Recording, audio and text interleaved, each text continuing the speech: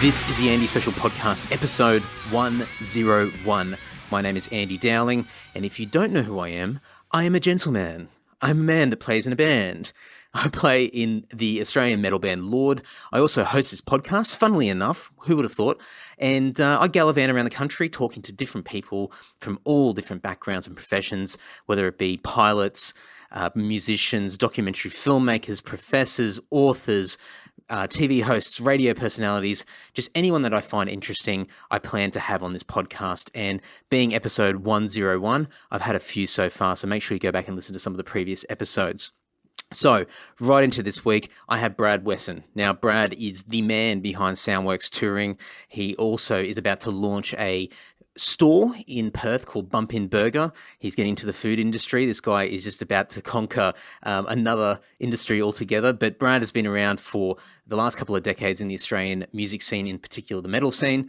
He's been in a whole bunch of bands over the years, but probably most notably, he has been the driving force or one of the main factors behind Soundworks Touring that has brought over a whole range of different metal bands over the last decade or so, and has really reopened, in my opinion, the Australian metal touring circuit. So for a long time there, Australia was forgotten. There was a bit of a dry patch, and I really think that Brad and Dicey really opened up that window or that doorway for bands to come back to Australia. And since then, it's just been exploding. And there's a lot of people out there bringing bands and a lot of really, really cool bands coming back to Australia and touring. So Brad's been an integral part of reopening that door to our market here. So I caught up with Brad here in Perth. That's exactly right. I'm recording this intro here in Perth from my hotel room. And we covered all sorts of different things. We spoke about Bump In Burger, which is about to be opened in mid-November of 2017. So we talked about the differences of approaching this type of business and this type of industry. And we discovered that a lot of the skills that he's learned over the years and picked up, it's translated over into building a bricks and mortar store. And it's really, really interesting to hear the progress and see where he's up to at this stage, and the impending launch of it sounds so devastating, but the upcoming launch of the Bump In Burger store in Perth here. So really, really cool insights. If you're into small business, even just from a self-employed point of view, it's a really cool eye-opener and a great perspective to learn about some of the things that Brad's had to go through in getting this up and running. It's really, really cool. We also, of course, talk a lot about Soundworks Touring. There's been a merge as of recently with Direct Touring. And so there's a lot of cool things there with regards to the continued evolution of Soundworks and Soundworks Direct. So we touch on a lot of that as well. Brad's also one of the driving forces behind the Hammer Sonic Festival in Jakarta, Indonesia, which Lord played this year in 2017. Awesome festival, absolute crazy time to be over there and to experience thousands of people just loving metal. And with Megadeth headlining this year, it was pretty surreal. So we touch a little bit on that as well. But this is a really, really cool chat. I'm going to stop crapping on. Take some notes if you're a muso or you're somebody that's in the small business world, or somebody that wants to be more heavily involved in the music industry. There's some really, really cool insights as to, I guess, Brad's perspective on it all, and some really key learnings as to how to conduct good business. So enough of me. Enjoy this episode with Brad Wesson. Cheers. How you doing? Yeah, very good, mate. Thanks for having me. Oh, thanks for coming to the luscious Crown Plaza, not the Crown Hotel. Yeah, that's rocking up to the casino, looking for you. I kind of regret it now. Maybe I should have been over at the casino, but never mind. This is it's a bit 70s in here, but does the job. There's so many things I want to talk about, but I guess probably the main thing, or the current thing at the moment, is the new burger joint. Yeah. So do you want to tell me a bit about that? Well, it's pardon me. It's something we've been looking at doing for a while. When I say we, like me and my wife, we'd been looking at getting into something like a food interest, something. I'm a bit of a foodie and I love cooking and all that sort of stuff. And I've got a lot of chef mates and all that sort of carry on. And I'd been sort of playing around with the idea of getting into something like that. And I had all these different ideas and nothing kind of sat right. And then one day I was down the road from my house in Woodvale in the northern suburbs of Perth, and I was getting some money out of the ATM one night on the way home for the next day or something, and just saw this sort of tackle shop that was abandoned, and it had been there for about 15 months empty. And I thought, the business mind, opportunist mind, part of my mind, sorry, just sort of, maybe I was just like, I wonder what they want for that type of thing. So, I just found out who the centre manager was and all that sort of stuff. And, I did a bit of probing around and got the ball rolling. And they were very much into the idea of having something in there. But I knew the ball was in my court. And the way the market and that was. So, and I love a good deal. So, I made sure I went into this big corporate office in the city wearing my my best metal shirts and stuff like that, looking, as persuasive. As anti as I could to everyone else, So they would look at me, who's this filth coming? And just sat there and, I was happy for them to look at me like, this guy, what's this guy know? And, just sort of treated it like I would if I was walking into a booking agent's office in the music industry somewhere in LA or New York or London or something, and approached it that way and got the negotiations underway and sort of got myself a sweet deal. And this was back in February this year, and sort of went home to my wife and said, these people are pretty keen. I threw the concept together because I didn't have one, like the day before, and went, this kind of thing, burgers and fried chicken and beers and stuff, and they just loved it and said, how do we get you involved? So I was a bit of a smart ass about it and went down and said, I'd like you to pay for range hoods and grease traps and put new doors on and rip all this up. And they just kept going, yep. So I was kind of sitting there going, all right. Is this with like the owners of that particular complex or where that shop was built, or who owns that shop? No, it's a corporate company that sort of books it, like you have gotcha. Your real estate agents or whatever. They do it at, on a commercial level. And it was weird. I didn't feel uncomfortable or anything. I kind of felt like, a deal's a deal no matter what you're dealing for. Yep. I just kind of kept asking that whole, don't ask, you don't get type thing. And I thought, wow, this is going along very well. And kind of just, we went from there. And then I said to my wife, Asher, I said, well, shit, I've got to come up with an actual concept now. And so I put it together, and then I thought, what am I going to do for staff and a chef and stuff like that? Because the touring company keeps us pretty busy, and having 3 kids and everything that comes with that, life in general. And so I started I knew a chef mate of mine who was, he got off the tools and was now back in the trade, but wasn't really enjoying where he's working. So I kind of made him an offer and said, do you want to come and work, not for me, but do you want to be a partner in this sort of thing? And all these pieces started to come together, and it's one of those situations, Andy, where I think you take that leap and the net will appear. I know that sounds a bit sort of hippie-ish and whatever, but it's for me, it's one of those things where I feel I don't have any sort of other discernible life skills. So creating things in business and around things I love is kind of what I have to do to keep going, and all that sort of stuff. So I love it, but I'm not afraid of risk, and that's sometimes the scariest bit. That can be scary, but I mean, that's probably what separates really successful people from everybody else who's not willing to take that plunge and just give it a go. So sometimes, as you said, you don't know unless you give it a shot or ask. So I mean, it's amazing what the possibilities would be by just simply giving it a shot and asking. But the risk factor, I guess you have to weigh that up as you go. But have you ever, I know like there's obviously all the Soundworks stuff over the years and whatnot, but like prior to that, had you ever sort of put together a business that even resembled slightly what this burger joint is? No. Or is this all completely new ground for you? Yeah, but I guess there's a lot of correlations.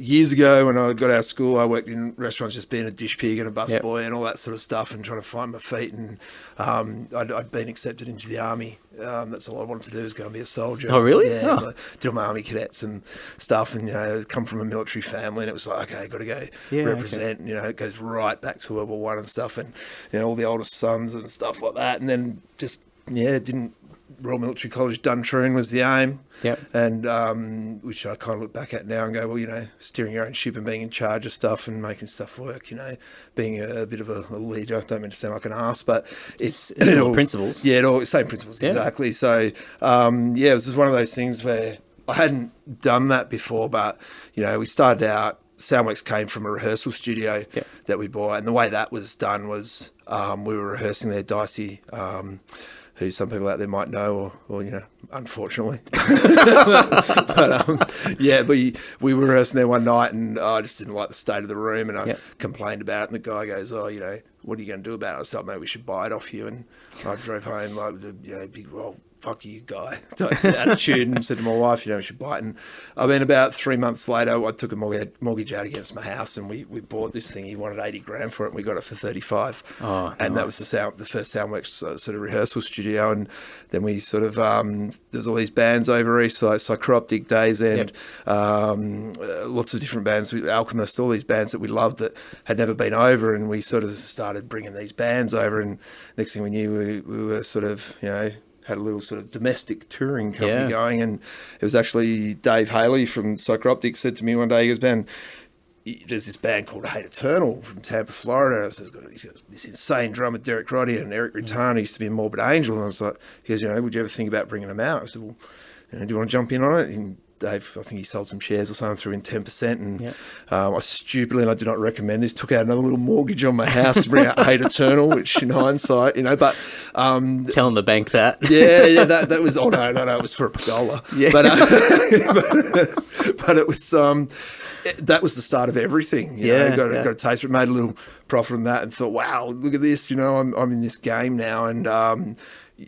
from that, Eric and Ritano that went away and told people like Alex Webster in Cannibal Corpse and Carl Sanders in Nile about these, these guys down in the Southern Hemisphere in Australia that are bringing death metal down here. And no one had been bringing, I think back to maybe the late 90s when death metal kind of new metal came in and death metal got a kick in the ass, and that they hadn't been out for so long. So when we bought these tours out, we were getting great deals with these guys, and they were making good money on back ends, and fans were happy. These shows were selling out because it was all so new, So it's a different story now. It's a bit more competitive, and there's a few people out there, but we've managed to survive. But to go back to your original question, no, I'd set up these businesses, but like I was saying to you just off air before, there's some correlations in business, and I've been able to apply them to setting up this restaurant, but right through to calling it Bump In Burger Bar, so it's even got musical names and that, and with the imagery and that associated with it, and the menu is very musical, for the want of a better term, with the names of like burgers, like the Veg Zeppelin and the like of vegan and all that sort of stuff. I like it. The Whole Slayer. Is that going to be a hot one? Yeah. You can read into that how you will. Yeah, that's cool. I think what was another one we came up with? The chicken wings, the annihilation of the wicked wings. Oh, nice. Things that's like so that. good. So some people won't get it. Your average family that comes in, but we get it, and it makes us laugh. And chef we got in there, mate of mine. He so he was sort of just pottering around on that, and I said to him one day, I said, look, man, I could pay you the award rate, or I could just give you 40% of this business.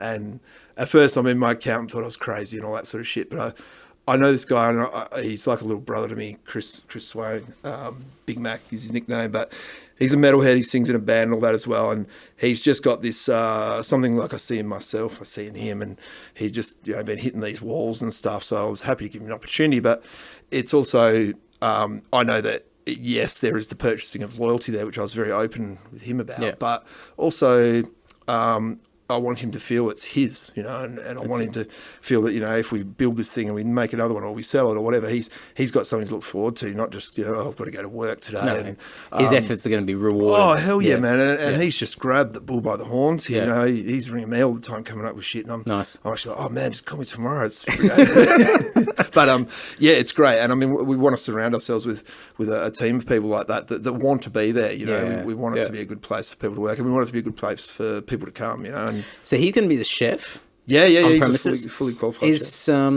As far as, like you mentioned before about hiring people and whatnot, that'd be a new thing for you as far as I mean, obviously for Soundworks, you've had guys that you've known over the years who have jumped on board to help out and become part of Soundworks in various capacities. But to hire for a burger joint, is that something that would fall more under your side, or is that going to fall more under your partner's side? Is that something that's going to work better on his end, that he's going to manage that day-to-day well, I mean, we're HR side of things with casual staff and whatnot? Yeah, I've gone in sort of with a place, we're only like about sort of 80 squares. So we've got a front of house that's kind of about, 55 squares, and the back of house, the kitchen and that. Yep. It's probably around the 30 sort of mark, So I've sort of said to him, what you need in the kitchen, you tell me what you want, and I'll take care of it. So yeah, for the want of a better part, I'm going to be sort of handling the human resources and putting it together and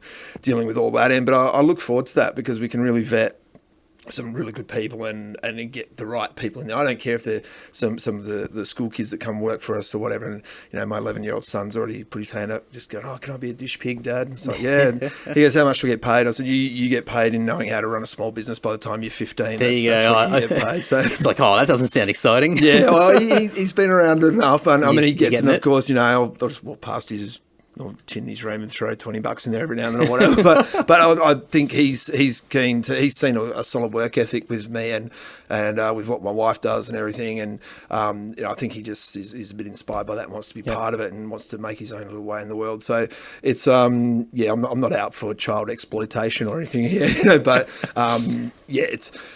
I think it's that whole end of working out who to employ and the right people and all that. I mean, with Soundworks, I could count on one hand in the last 13 years the people that have left us, or I've only ever had to fire one person, which is pretty damn cool. I think that says a lot about the people we've had around us and how Dyson and I have run the company, that, we must be all right to work with and for or whatever. So I think I'd say my current assistant, but my assistant Erin, I mean, she's been with us just coming up on 11 years now. Yeah. So, we must be doing something right. Absolutely. Yeah. And picking the right people to begin with as well. That's key.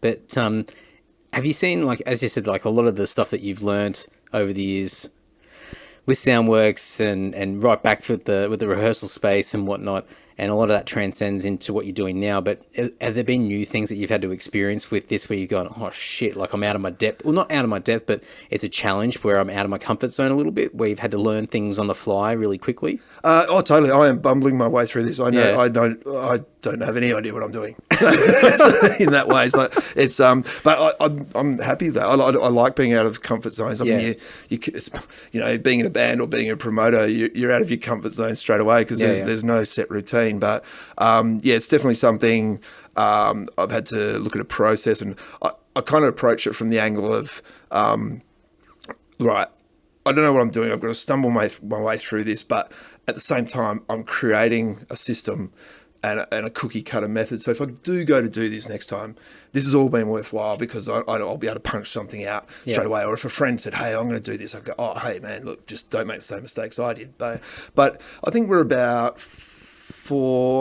6 weeks behind on our opening date, which was supposed to be the first week of October. So we're going to probably be mid November. There's probably 2 weeks that been out of my hands with being dicked around by red tape and bureaucratic shit. But I'm quite, when I go, oh shit, there's 4 weeks or whatever behind, I have some of my guys involved in the fit out who are mates and that just go, man, it's still pretty good for first time in. So but I have my standard and I like to try and stick to it. But I'm learning as I go. But the whole management, I love solving problems, Andy. And it's when problems arise. I mean, I kind of think if you're sitting there and there's no problems to solve, it's a little bit boring. Well, it's probably a little bit worrying as well because it's probably a really big underlying problem that no one's picked up yet. If it's smooth sailing. So something just festering and bubbling away there. That's right. Yeah. Okay, so you said mid-November? Yeah, I think so. I mean, I was at stage. I was at the Napalm gig the other night, and I said, we're going to open on November 24th. And then someone pointed out to me, isn't that the Perth perturbator date? And I was like, okay, so either get the tradies to work faster or we'll push back a week. So, but it's yeah, it's one of those things that, we'll get it. And then I kind of thought, opening December-ish is kind of cool too, because, it's the start of summer. People have got that vibe about them. They want to go out. Oh, it's too hot to sit at home and cook and eat. Let's go out, type thing. Absolutely. So, we want it to be a place where, everyone can come. I have got a bit of a thing about it with the whole, my wife was saying, oh, what about having high chairs and all that sort of stuff in there? I was a bit of soup Nazi type vibe. And I was like, there's a Red Rooster over the road for that. Yeah, type thing. But, I don't want a little, little Johnny Shitface throwing his pickles around and stuff. but I mean, everyone's welcome and it's all cool. If, people come in to be cool, they're going to find we're super cool and we're open to looking after everyone. It's hospitality. So, but it's, I think... there's something I got taught in business a long time ago, and that's you don't need every customer, and look after the ones that are loyal to you and vice versa, and word will spread. So I think if you just go in with the right attitude and you present a good vibe and you put that into your employees and all that as well, they're going to be happy in their workplace. That's going to reflect to the customers. It's going to reflect through the food and everything like that too. So I just think a lot of common sense is what it comes down to. Absolutely. And I mean, word of mouth's massive, and actually I was thinking about this today when I was flying over, because I mean, you got a pretty good network of people, and you built that over the years, and I guess I assume you've got a pretty good network of people in Perth anyway, just from being here for so long. But what sort of strategy do you have in place when you launch this place, when it's open? Like, from a marketing point of view, how are you going to get word out? Are you going to rely on your inner core of people to come in first and then sort of spread the word and make it organic, or are you going to try a few other tactics to... Well, I think that key word there, organic, is a big thing. And I went to a company called Think Tank here in Perth. I looked at a couple of places in Melbourne that have done some really successful stuff. And I thought, no, I'm going to go on ground here to someone, and it's a dear friend of mine, Scott Miller. And he sort of said to me, man, look, if we approach it this way, and he'd set up a number of these places, and he does a lot of work for festivals like Origin and that over here, and a lot of merchandise sort of apparel shops, and he's got a few of his own interests and all that sort of going on. And he said, look, we can just sort of present this like, oh, here we are and we're the best and this is what we do. He goes, he put it perfectly when he goes, but people know when they're being bullshitted too nowadays. And especially younger kids in this new generation, they know even more. I look at my young kids at 10, 11-year-old, 12-year-olds, and they can pick me straight away, So I gave up on that a while ago. But yeah, I think you're just honest and transparent with people, So there's a solid network, because we didn't want to go into the North Bridges or the Mount Lawleys or the city, where not only is rent high, but everyone's in there. There's a certain expectation. We thought, I'd lived in this area for 13 years up north of Perth here in Woodvale. And I thought, let's bring something here to the suburbs. And if I was going to do another one, I'd do it again in the suburbs. So you've got the option. Then you can go out through the school communities. You can go out through the community socials. You can go out through sports clubs and things like that. And we found, when we just started putting up these A0s on the window saying coming soon and all that, through a few things on some local social media things, I went down to a netball game probably the following day, and we're getting surrounded by kids and parents going, oh, is that you guys? When's it opening? Cool. And if you're just honest and upfront with people, and they can see that, and you do that through your Instagram, your website, social media, you use what's out there, go to where people are, and just be honest and upfront with them, we're not here to be, Hungry Jacks, and we're not here to be the best hipster 12 stacker high burger in town. It's like we're going to sit right in the middle there, and it's just going to be a cool place. I've taken a lot of influences from my travels around the world with music, especially through the US and stuff like that, and just been making notes over the years of things I'd like. And we want the place to feel that way too, something a little bit different. Yeah, that's cool. I mean, as you said before, you don't have to stress about trying to win everybody over.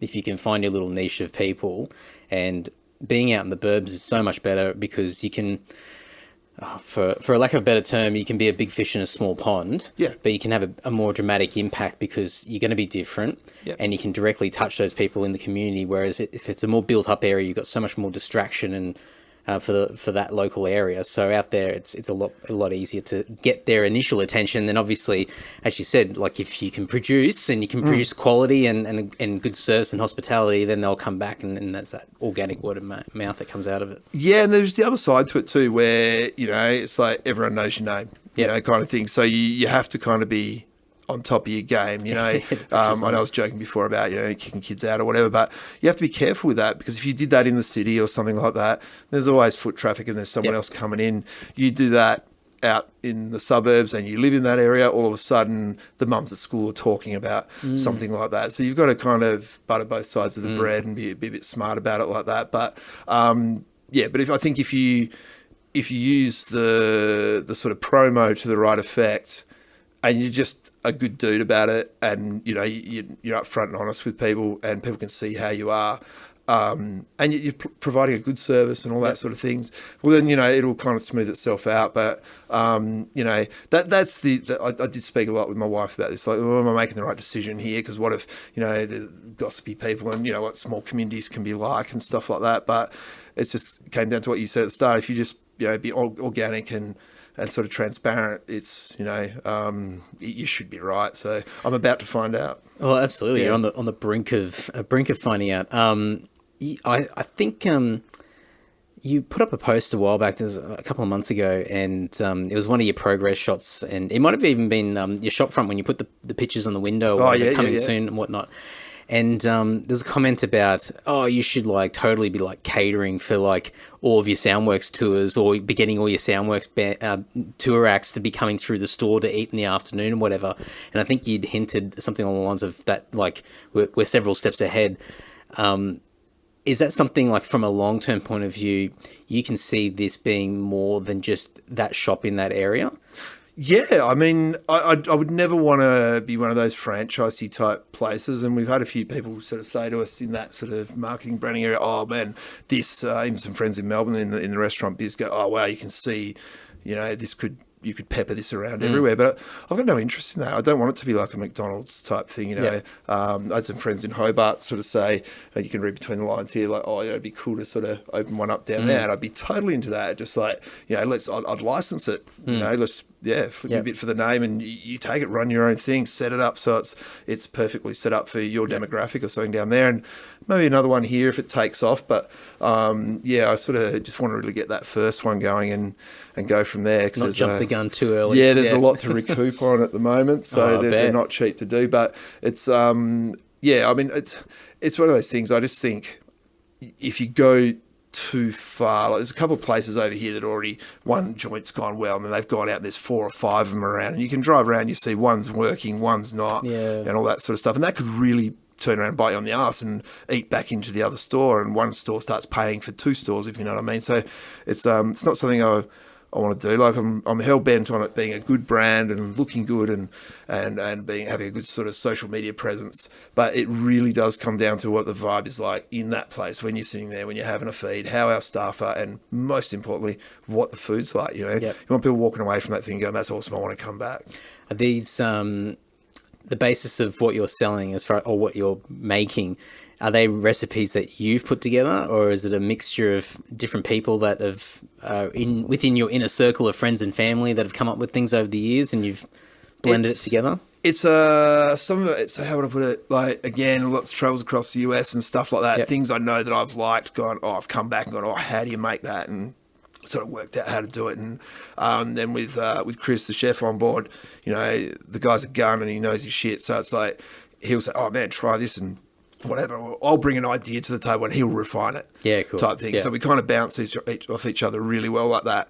But yeah, I think keeping the menu simple to a point too, not bombarding people with 18 different options, and confusion. Get overwhelmed. Like, you just, a few nice little things there that, people can go, right. And so when they come back, they want to try each single one, type thing. But you might swap things out on the menu every now and then. But for the most part, as I say, being a bit of a foodie and someone who loves to cook, that's my sort of zen place, just to, to sort of, just roast a hot one and put some tunes on. That's cool. And, grab a glass of wine or beer or whatever and just, cook. It's a little escape place. Yeah. And I know a lot of people in the music industry that are that way. I mean, Trevor Perez from Obituary got me into the slow cook smoking. Yeah, right. And like with the offset barrel smoker, which was then Toddy from King Parrot. So I said, that's the same rig I've got. So right. At one point there was little Skype conversations going on about how to season meats and do all this sort of stuff. And that was kind of a big foray into that for me about 6 years ago or so. Yep. But I mean, so I've always got some ideas to throw down on the table. And I mean, chefs can sometimes get bogged down in just doing the job because I mean, good line chefs are like craftsmen. They're no different to a good carpenter or a sparky or whatever. So they're just punching stuff out, and they often don't have time to be creative. And head chefs don't like sometimes having these creative dudes on board because they just disrupt the line. But so I'm really weary of that. Like I'll say to Chris, hey, so I'll be a bit creative with it sometimes, and he'll go, I didn't even think of that, man. I was too busy just thinking of how these things actually go together. So I'll say we bounce off each other a lot like that. So the yin and yang. Yeah, and I think we're like 10 years and a day apart in birthdays, and we're both mad metal fiends and stuff like that. So I think it's going to be a pretty loud kitchen down there. So that's cool. Yeah, I mean, I'm going to try and work from there as much as I can with all my Soundworks stuff too, which would be cool, So, but I want to go in the kitchen when I've got some downtime and get my hands dirty and, I'll be a kitchen hand, I'll chop shit up or, do dishes, whatever. I don't care because it's also a good look to your staff, to go, wow, the boss doesn't mind getting his hands dirty, so we better sort of crack on with it too. Absolutely. So, yeah, definitely. So you mentioned before about bringing the Soundworks stuff over to the location just so you can be close to the action. How's that going to impact your workload with Soundworks? Because no doubt that's kept you busy over the past 10, 15 years or however long it's been. Yes. How's that going to impact it? Oh, not too much, actually. We've got such a good sort of system and team around us with Soundworks now. Yep. And I mean, that business can be run anywhere. You can plug in a laptop. So, in the back of a tour bus or in a hotel room or at home or whatever. And I did run an office space for quite a while. And then I thought, so we sold that off and moved into the sort of this nice sort of front room space in our house where we've been for the best part of 10 years. Yep.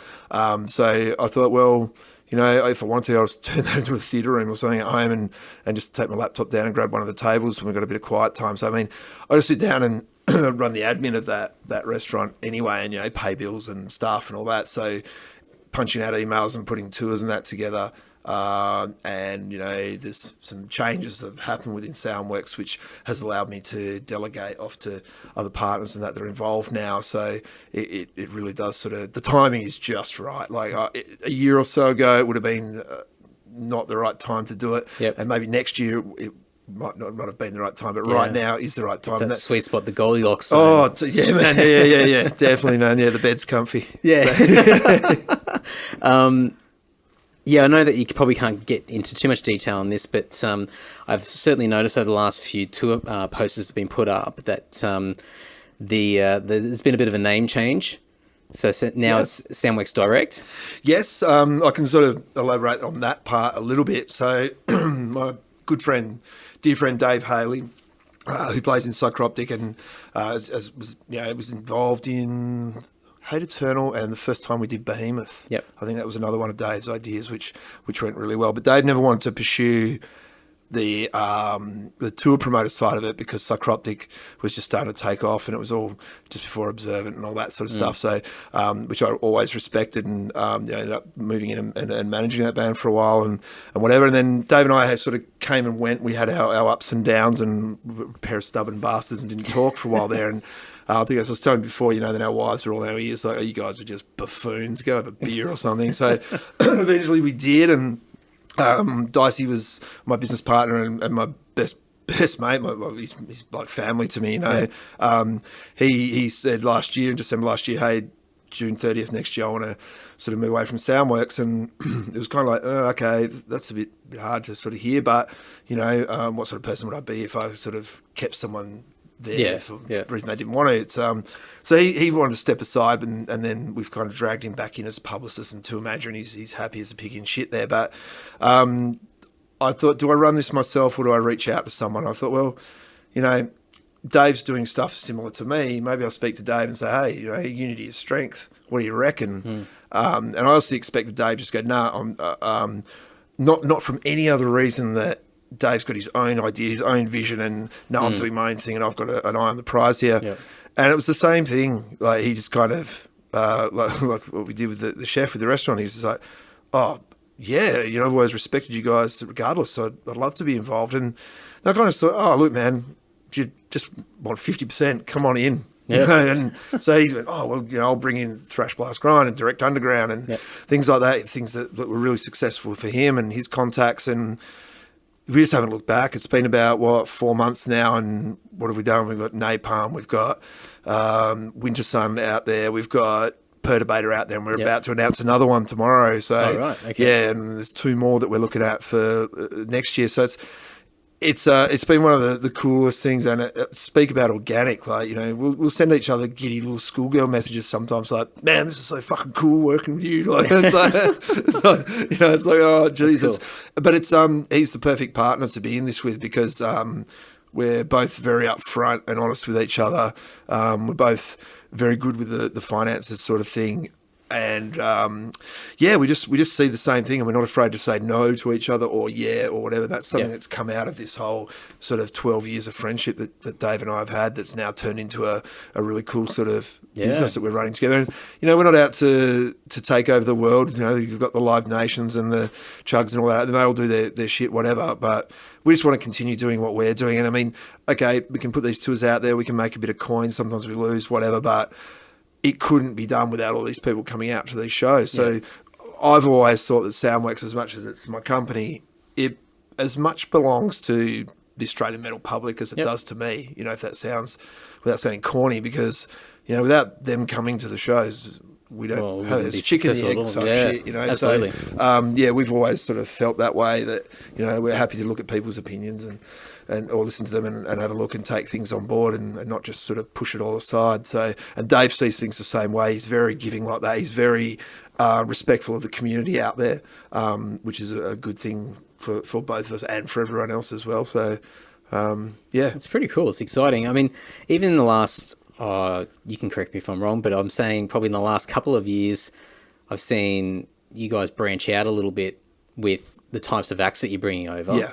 Are you still going that direction, or with Dave on board? Because Dave's been sort of, especially his last few tours on his own, they've been very much like on the extreme metal side, and that's his niche, and that's what he's really good at. Are you going to sort of go back into that metal world, or are you going to continue to expand and broaden? Oh, we use say the 2 cellos, for example. Dave wants nothing to do with it. As big and successful as that tour is, it's the biggest thing I've ever been involved with.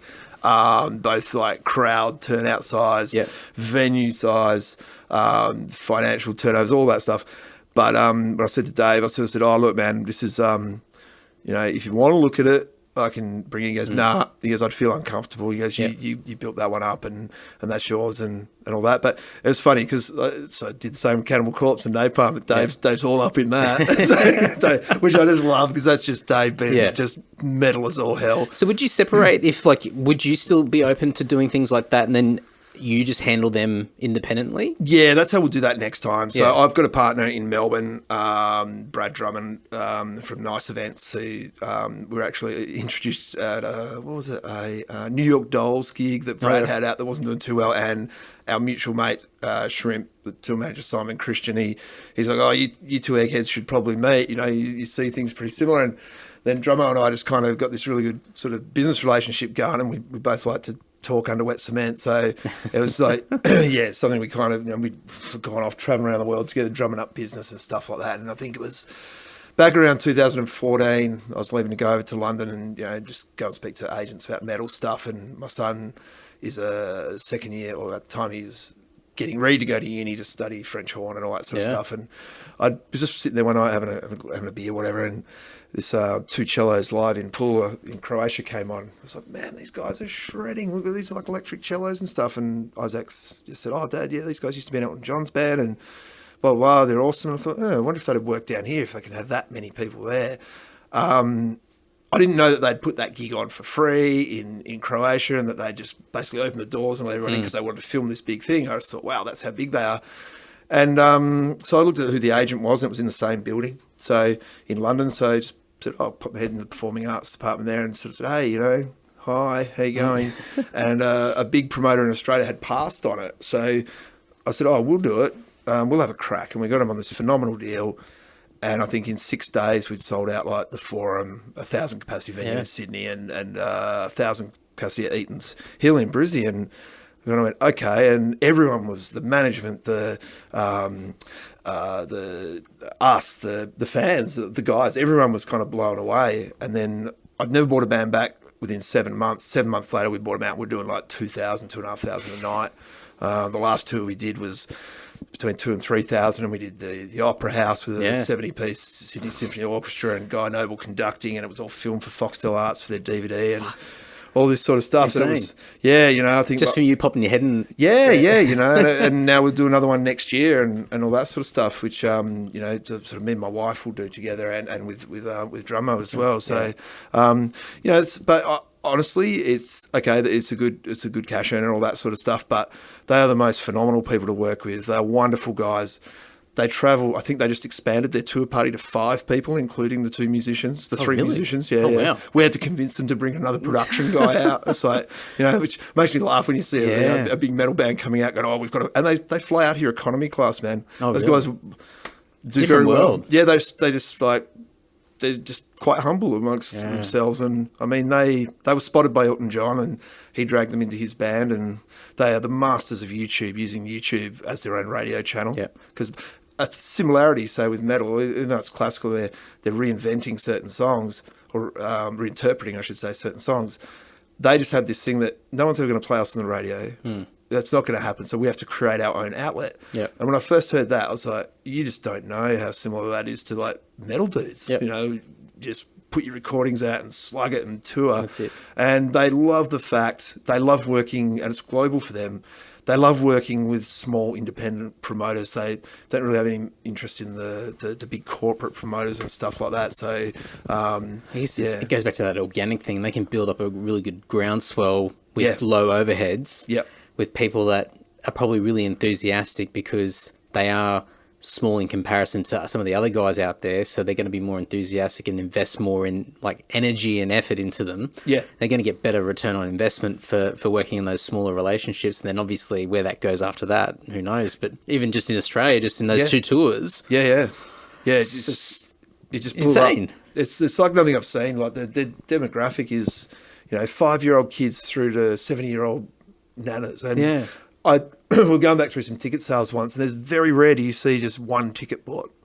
Like doubles or families or whatever. So I think it's the only shows my folks have actually come to.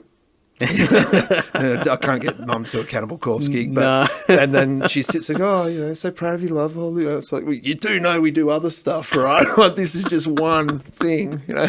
So I'll get the token, you know, think, oh, have fun on that napalm thing you're doing. But, thanks. Cheers. Yeah, cheers, mum. You mentioned a little while back where you first started out, sort of making Soundworks into a touring company and then bringing over Hate Eternal, and you could see this opening where there wasn't a lot of bands getting a lot of opportunity here for quite a few years. It was just dry. But as you said, there's been quite a few other guys that have popped up since then. Is it? I mean, we're a small market in comparison to other places around the world. Is it competitive? Is it oversaturated? Do you think there's challenges now with, is there too many people, or is it, can everyone still just get on and do their thing? Yeah, that's where you got to be choosy, like, and picky with what you do. And I mean, that bit us on the arse. Like, let's say going back, we did this 2 Chais thing. We thought, oh, now we're going to create this market, and we went out and did things that, you know, cost us phenomenal amounts of money, 70 grand losses on tours and shit like that. And we're like, oh my God, what have we done here? And we went and chased doing tours through agents and managers to get to bigger things that were then getting handed over to the bigger guys. And we lost a phenomenal amount of money one year. And it was kind of like, we've got to go back to our roots and do what we do and do it very well. And we've got a lot of loyalty from some of these acts, the Cannibal Corpses, the Napalms, the Alstorms and Behemoths over the years. So we just focus back on to what we're doing there. But I mean, we've been doing this for a long time now, and we're one of the ones that have been here for the 10 years or so, or plus. But yeah, we've seen people come and go. We've seen, you know, people pop up and all that sort of stuff. But I mean, there's companies out there that spread themselves thin, but they want to. We love what we do. We love working with the acts that we do. Some promoters out there, it's all just get that tour, get that tour through, and there's no personal touch. And you know, I looked at that whole angle of like, stuff it, you know. And I know when we first did something like the Cellos or whatever, people would look at us and go, you know, they're just doing all this for the money and all that sort of stuff. Initially, we had no idea that that's how it would go. But, you know, who's going to say no to that sort of thing when you can do it? So, as I said to you before, they are just wonderful people to work with. But we've sort of refined that back now, and working with Dave Haley there and doing the Soundworks direct thing really, really sort of gets that back to where it should be with the metal side of things. And Soundworks direct will always just be metal stuff, whereas if I go out and do something like Soundworks Touring Australia Presents, that's me doing something with another partner to do these other things. Taking a bigger risk. Yeah, but I mean, we've looked into some food sort of things as well. To do, you know, there's a lot of interest in barbecue and all that at the moment, and you know, we're speaking to a few different agents about, you know, sort of those sorts of tours, and you know, sort of solo, you know, some of your TV celebrity dudes that you know, travel around the world eating and make shows and stuff that we've talked to and all that. And maybe that's the thing, you know, maybe it's not. I'm a bit apprehensive, you know, because we have been bitten by some things in the past, and do I just stick to this? But for the sort of near future, it is all just about all these metal tours to us. So, yeah. But even with metal now, like, I won't name the other guys out there, but there's still quite a few out there that are bringing bands over. Yeah. Do you see that there's like is it oversaturated with the amount of people? Like, do bands have too many options now, or is it? I mean, is it healthy? I don't think it's so much oversaturated. It's just no one communicates. There's been like these little rivalries and that over the years, which I just don't give a shit about anymore. I'm just too busy focusing on my own stuff. But we've never poached or taken a band off someone else. We've had it not so much happen to us, but we've caught people out trying to do it. Which, you know, it's very hard to turn around and then go, next time I'm in town, let's go out for a beer with that particular person, because, you know their agenda. And people don't like getting called out, I've found out. But, you know, then don't be a shit cunt. But, yes, I'm allowed to say that? Yeah, of course. Absolutely. Be a Gary. But, I'll get back to that too. I don't know if saturation's a thing. Like, you got promoters out there that want to put out 20, 25 tours a year. Yeah. And if you go back and look over our sort of situation over the years, we're kind of that 7 to 10, like 10's a busy year. Yeah. But I'm happy with around 7 tours a year, just because of not just the workload, but we know we can punch them out. We've been our own competitor at some time, and I was worried about this particular situation, this run now. But then when the tours are very diverse, you know, especially I'm into things like Perturbator, for example, which has never been done before. You know, and it's got that. It's like with the Two Cellos thing, where we're doing something that no one's done down here before. I did it because I thought it was a cool thing, and I really liked the music and the way it's presented. I do see it as a future of heavy music, whether it's the right thing or whatever to traditional folks like you and I. It is going to be something, and it is the way it's going. And I mean, Perturbator himself is a black metal guitarist, so it's not like he's some sellout guy. It's still very dark and heavy. But I really spins my wheels doing the new stuff. Like, you know, Winter Sun never been down here, and you know, that's what we're kind of looking forward now, is, you know, to make that mark again, because that was the buzz back in the day 10 years ago. It was like doing the shit that hadn't been done or hadn't been done for a long time. So I think with the saturation, we're not a company that is I can speak for Dave here too. We're not a throw shit at the wall and see what sticks type operation. So with some are, and they're out to impress agents, and that's why they're pumping out so many tours, and their cash flow needs it, because they've got a high amount of staff, and they need to pay all these things. So that cash flow's got to keep rotating around. Where you know, we can afford to get everything moving and just sort of, you know, and kick along with it. And we have a few other outside interests, so, you know, that sort of bring cash on that as well. So we don't have to sit there and just go, this is it. You know? So you don't have to get desperate and make those sort of high risk decisions that, as you said, just throwing something against the wall and hoping it sticks. You can be a bit more methodical and calculated about what you choose not to take on rather than what you take on. Well, calculated's the word, like calculated risk. You know, Yeah. people hear risk and go, "Oh, holy shit!" But if you go into your sort of your endeavor or whatever with a calculated risk, Yeah. okay, that's not a 100% guarantee it's going to work. No. But it's sort of, if you've done your homework, you can go into that with a pretty safe mind, going, okay, right. It's like protecting your downside as much as you can anyway. Well, totally. And like where I rocked up earlier on at the casino, you don't go to the casino with more than you can afford to lose. Yeah. You know, so, and that's where a lot of people sort of, a bit of ego can come into this sort of business very quickly. And I've been guilty of it back in the day, and kind of had to sort of pull my head in and sort of go, okay, let's not let that creep in, because going out to kill, crush, destroy, and all that sort of stuff, it can happen to the best of them, the biggest ones, as we've seen. You know, so there's just no place for that really. And I mean, there's a place you can be like that, but just learn from it. You know, if you don't, that's where you're stuffed. I think you definitely need, and this is, I mean, slightly different to what you just said, but you definitely need that abrupt part of your personality to be able to work in that business in general anyway. Oh, you for need sure. to be able to not be afraid of, confrontation is not the right word, but you can't steer away from confrontation when it's necessary. Oh, exactly. Don't go looking for it, but when it presents itself, you have to deal with it. You have to be able to say no.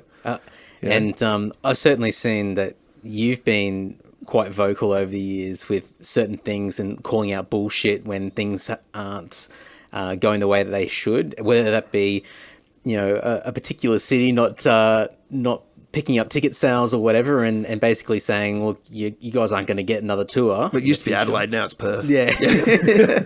And but also like bands that might not be fulfilling an agreement or something along those lines. So, I mean, far out. Like that would be an absolute mindfuck to deal with, because I'm sure every tour would have at least a small element of it, of somebody somewhere in the ranks, whether they're actually on the tour party themselves or someone back at the office who's causing grief. Yeah, well, I mean, that recent one in May this year with that the band from LA that didn't get out here, that was not an easy thing to do, because I'd known particular individuals in that band for a long time. And there was a band on tour that headlining it that we were very close friends with and tight with, and I had to be very careful not to affect or tarnish anything else. But we had to stand up for what we knew had to be said. So we thought long and hard, and it wasn't something we just came out with. We watched, like, we got fed bullshit from the time we were up in the Hammersonic Festival, which you were part of this year as well. And it all started there, and it just started to roll. We knew where it was going to go. We knew it wasn't going to happen, but we thought, we'll play it by ear. Let's give these guys benefit of the doubt. And then when it just started to get, the bullshitometer was just off the chain, it was just like, enough. And we got to Brisbane, and I said to Dicey, I said, when we get to the hotel, we've got to punch this thing out and put out some sort of presser. And he was literally at a computer we're in like a little apartment, and he had his computer out, and we're sharing it with the wonderful Sean Lacan, Mr. Putrephile, one of our dearest friends we've met in this whole thing. He's just wonderful. And shots. Yeah, he's mad. I love him. And mad in a good way. But anyway, I was literally sitting on the dunny with the door open, started dropping some friends off, just dictating to Dicey, so come on, man, we've got to get this done and get over to the loading and sound check. And then he goes, right, I think I've got it. We'll just quickly have a look at it. And yep, that's cool. Yeah. We're only going to find out one way. And we put it out there, and there was a bit of nervousness about the backlash we were going to cop. And I ran it past one of the guys in the headline band. They just like, man, that's so well articulated, and it's true, and what you've put out. And it all came out the wash when we copped stuff all flack, and it went in the direction it did. And I still feel sorry for that particular individual because of what he was going through and everything. But I reached out to him on the side and just said, man, come on, I feel for you, but I can't have my company attacked like this. Yeah. I need to stand up for what's mine just as much as you do yours. And it was taken the right way. Some people got way out of line, and as people do, all the keyboard warriors and the trolls on the net nowadays, and it was kind of like, oh man, there's no need for that. Like, this guy's struggling, obviously. You know, he's a musician and he likes writing albums and touring. Something's obviously got in the way. Yeah, give the guy a break. But he made his bed and he had to lie in it, and I hope it all works out and he pulls that thing back together because it's a very good band. It's yeah, man. It's just, I don't know if I'd have the resilience to be able to.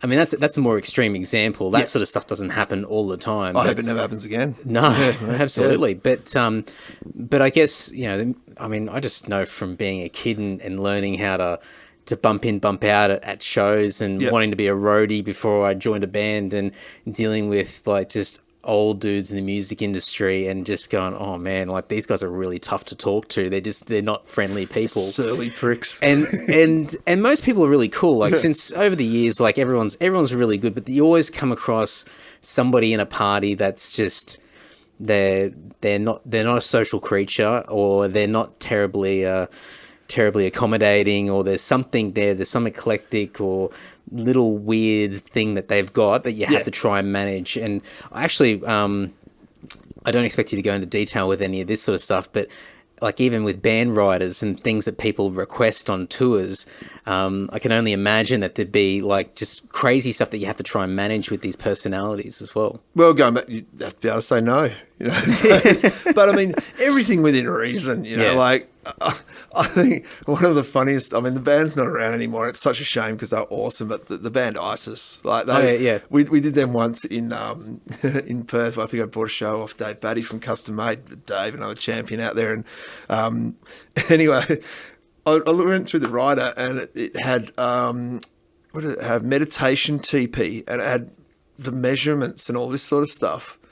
And I went out, I thought, oh shit, what am I going to do? Oh shit, maybe I'll get some bamboo and I'll make one and bring it in and all this sort of stuff. And because when I was downstairs telling the guys. Okay, we're back. We had a slight interruption there. Battery failure. So just to, I guess, put a full circle on this, the Bump In Burger joint that you're opening looks to be open, or will be open in mid-November. Yeah, early December, very latest. Yep. Got a couple of tours on the go at the moment. And you mentioned earlier about a tour that'll be announced tomorrow. And with this podcast being out in a few weeks, do you want to let the listeners already know by the time this is out, but do you want to drop it now? Yeah, Mayhem, the Mysterious tour. So it's going to be a bit of a belter. So it was all supposed to have wrapped up sort of, I think, 2017. But we're kind of the last ones to get it. So yeah, we had to sort of tap it into early next year. And that's gonna be a pretty big one for here. Yeah, definitely. It's a killer lineup. A couple of really good Australian bands and possibly another international as main support. And there's a fairly big show that's going to go down in Tasmania as part of it as well. So yeah. But, okay. Yeah, interesting. So it's seems to be a lot happening in Tasmania. Yeah, they've got that thing going on down there. Yeah, that's right. Yeah. Interesting. I'm going to Tassie in a few weeks, so I've got to track down some certain people that seem to be doing quite a bit down there. So we might have to have a chat off the air about that as well. Yeah. Yeah. Okay. Cool. Fuck. That's pretty full on. So between all of that. And no doubt there's going to be a million other things that are going to be on the go or in the pipeline. It's going to keep you pretty busy. Yeah, your hands are full. Yeah, most definitely. And I mean, so before with the, had to walk away from my son's cricket stuff. And then there's the Hammersonic Festival stuff in March next year and all that sort of stuff. So it's it definitely keeps us busy. But it's fun, Andy. Like I just like to chill sometimes. But just after if I have a lazy day, just kind of the next day think, oh yeah, I've got to kick myself in the ass here and get on with something. So, and I'm not the guy that's I mean, I eat well, probably a little bit more than I should, but it's I don't go out and run 13 Ks a day and stuff like that. I try and get my 10,000 steps in, but walking around or whatever. But yeah, I mean, to me, it's all just ideas and thrown to that just. Playing in a band on Wednesday night just with some mates, just rocking out some old man sort of Caius, Alice in Chains tunes. We're writing it, but it's just all just my wife, fun. And my wife said to me, she goes, "You're a much more rounded figure when you've got bands in your life." And I hadn't played for about 6 years because this side of the business can sort of suck the soul out of you in that way. Yep. And then Dicey and I and our chef mate Chris and another mate Gareth Morris, who used to play in a band called Infected back in the day. We've got another thing called Spice Pounder that we're putting out, and the album is going to be called Seasoning the Pit, and it's It's basically, if you think the Seinfeld episode of Kramer's coffee table book that's a coffee table, well, this album, each song is a recipe, and it's going to be a cookbook. So basically, the singer Chris sings, ingredients, method, and then you'll be able to sort of like throw it on and cook track 3 type thing. So I've sort of never done this before, but sort of reached out to a few sort of contacts in bands around the world. I've got a few special guests on there. But awesome. They'll release that sometime next year. But it's gonna be cool. I think there's some of the tunes on there: Lamingtons of God, Annihilation of the Wicked Wings, Banger 18. You watch. That'll be like the most successful thing you've ever done. Oh, probably it'll be like I think it's gonna be more in the comedy section than the metal section. I hope. Oh man, that's crazy. You mentioned just with ideas and whatnot. Do you have like a bit of a I don't know, a bit of an ADHD personality as far as like coming up with ideas all the time? Like just your mind just doesn't stop? Oh, I don't know. I mean, I think it, big on quotes and all that. Was it Da Vinci said the best ideas often come from the bottom of a bottle of red wine? Yeah. So I will honestly tell you that so many tours and ideas, whether they be for bands or tours or anything, have come from me probably having too many beers than I should have, sitting up one night going, scribbling shit down, or being a bit stoned and going, what about that? But think of all those stoner ideas that get left on the table around the world every day. All it's a matter of doing is writing it down and following it through. There'd be some amazing shit out there, man, that people haven't done. I tell you what, some of the best things that I've ever come up with have been after several beers, and I think the biggest thing of that is that for whatever reason it quietens the mind, where you just get focused on one thing. Yeah. Because when you're sober and you've got a million different things going on, you're thinking about commitments, distractions, all sorts of stuff that's fighting for your attention. Yeah. But when you've had a few beers or whatever else, suddenly the world just comes to your feet and you go, then suddenly there's a single thought, and then that becomes your world for the next however many hours that you're or however long you want to let it entertain you. I mean, it's no different to coming out with a riff, whether it's you or Tim or whatever, sing down and go, check that out, or you bring it to a jam, or you write at home. Some riffs go in one ear and out the other. Same with ideas for business or life in general, or I have ideas like with the raising of my kids. I take that very, very seriously. I don't want to produce idiots, so it's. I like that. that's on me. That's he's 20 now, but when you're 15, man, between next 3 years, I'm your best mate. I said, but there's gonna be times where you're just gonna be going, "Fuck you, Dad," because it is my responsibility to put a well-mannered, level-headed, respectful man out into the world. I brought him in here. It's the least I can do for him. Yeah. So if that wasn't the case, well, it's me that's failed, not him. Yeah. So same thing, but the ideas for anything, what colour you might want to paint your car, or what drawing you want to do, or it's just whether you follow through is the main thing, whether you want to follow through on it. Do you bank your ideas anywhere? Like if you're coming up with ideas, so if you're around with other people and you come up with an idea in the heat of the moment, do you put them somewhere and just come back to, like, you've got a little vault of... All the time. Whiteboards in my office, little notepads, notes on your iPhone. My diary is just chockers full of shit. One day I'm going to sit down and just flick back through all my diaries over 10 years or something. What the fuck is going on here? But everything, man. I mean, just write it down. I mean, I like to have a beer. I like to smoke a bit of weed. I like to, just forget about things sometimes. So if something comes in, I instantly write it down or document it somewhere. Yeah, cool. And you may not act on it right there, but you'll circle back on it. We've got a thing coming up, Dicey and I, a range of clothing that we're putting out called GGC, which is Gary Goodcoat. Oh, yeah. I've got to ask you about Gary. Yeah. So it was...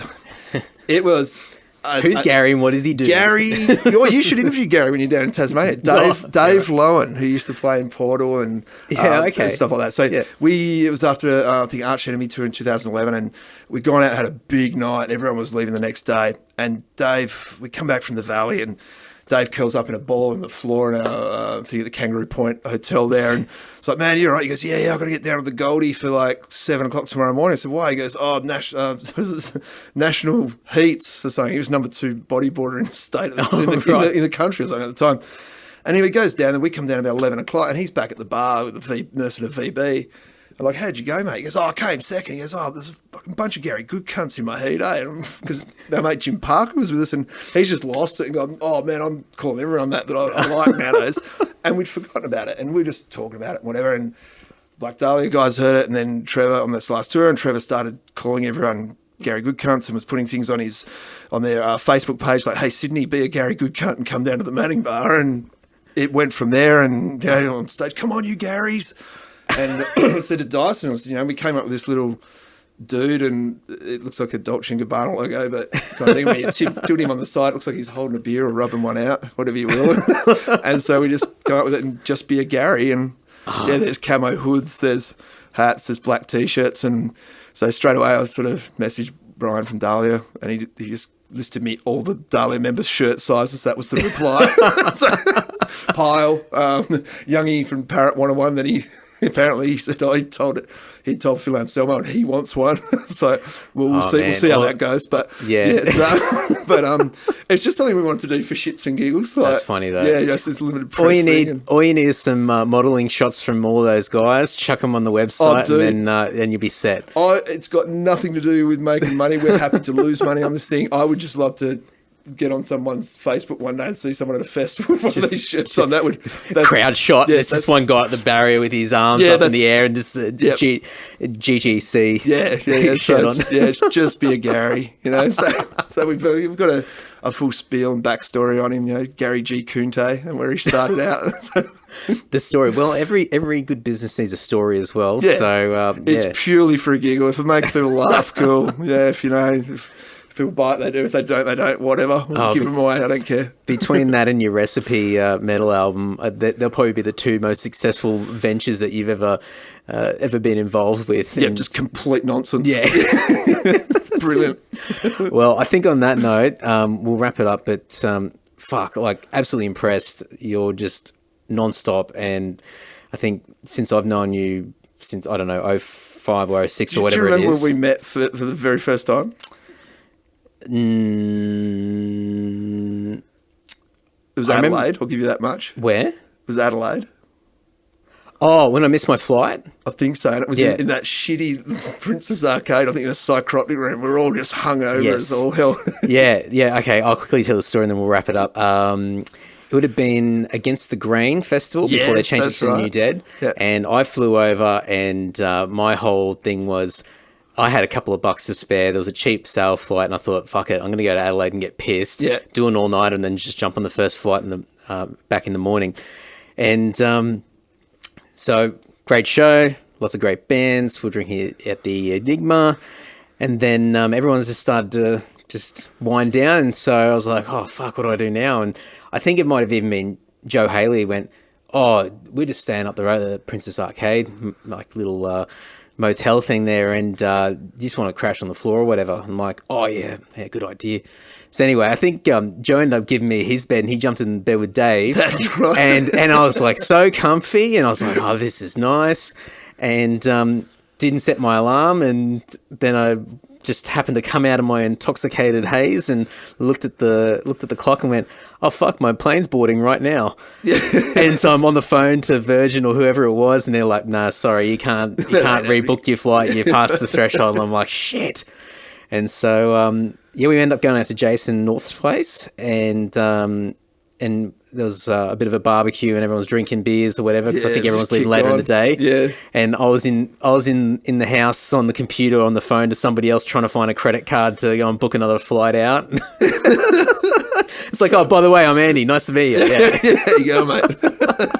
but oh fuck, that was a fun weekend. But sometimes those mistakes you make end up being really, really good. So man. Yeah, most definitely. Well, I can't thank you enough for having me here, man. I've been listening to a few of your podcasts and stuff, and yeah, you're nailing it, dude. Appreciate it. Yeah, sweet. All right, man. Until next time, and we'll do a recap or a follow-up after the launch of Bump In. Yeah, love to, man. Next time we're in town, it'll be open, so we can we'll come do one up in the kitchen. Yeah, we'll do one there. Yeah. Sounds good. Oh, sweet. Can't wait. All right, thanks, man. Nice, mate. Cheers. Thank you. Thank you, folks. Brad Wesson. So if you want to reach out to Brad or check out any of the things that he's involved with or what we spoke about in this episode, you can go over to the show notes at andysocial.net. Everything's going to be over there, as per all the previous guests on the Andy Social podcast. So please go over there, check out the details, and make sure you reach out to some of these cool guests and let them know what you thought of the chat. Now, before I wrap things up, very quickly, episode 101. Thank you very much, as always, for listening to this podcast. I keep saying it, but the numbers are getting bigger and better. The momentum that I've created from this by just being consistent and getting episodes out each week has really been a great return on investment for me. So thank you so much for everyone that waits patiently for Thursday to roll around when a new episode comes out. It's really, really cool. And it's great to see that the listenership is growing. So very, very cool. Thank you very much. If you want to support this podcast more than just listening to it, which really that's all you need to do. But if you want to do something a bit more, the usual crap on social media, likes, tagging, commenting, reviewing, I don't know, reviewing on social media? I'm sure, whatever. All that sort of stuff goes a long way. You can also go to the andysocial.net page. If you shop on Amazon, there's a portal link on there, so you can go click on that link, which takes you to Amazon, and then you just purchase your products as per normal, but I get a small cut in the background. There is also a paypal.me link on my website that you can use if you want to throw me a couple of cents just to say thank you. That's really, really cool. And thank you so much for everybody that continues to do that. That's a nice little surprise. When I grab my phone, I can see a little alert from PayPal. So thanks, guys. That really is cool. But enough. Next week, another episode, 102. We are creeping up. I wonder when episode 200 is going to roll around. Well, bye.